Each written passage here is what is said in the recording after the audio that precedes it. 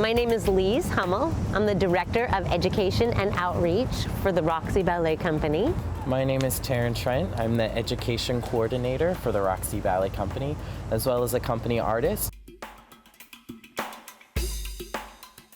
I was kind of looking on social media and they were reporting like, oh my God, you know, North Lambertville is underwater. And I'm like, that's where our theater is. At points of our building, there was 8 feet of water.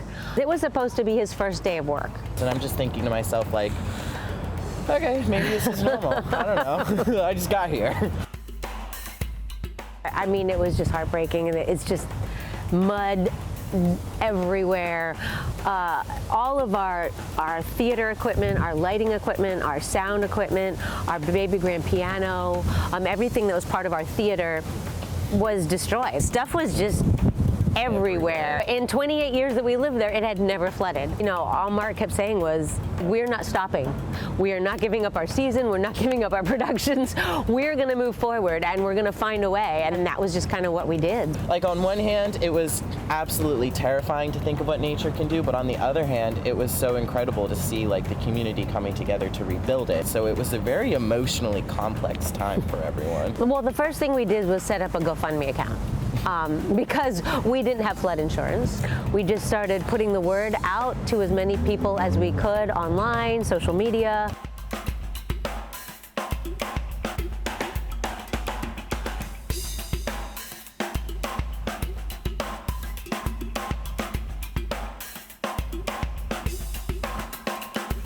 And the silver lining of it, I guess, would be that we've created some new partnerships with other arts organizations in the area. So we've been able to really reach out farther in our education communities into other counties and just other schools that have just been awakened by our disaster and been like, hey, how can we be involved?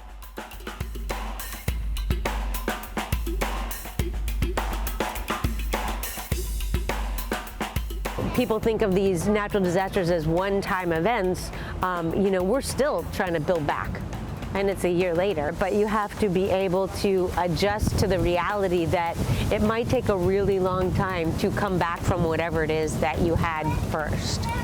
If you have the ability, like make sure that you are taking care of yourself and your mental health throughout the process. So I think really taking the time to check in with yourself and ask yourself, like, how am I dealing with this? How am I coping with this? Like, what do I need to do in order to get myself to a place where I can actively make progress?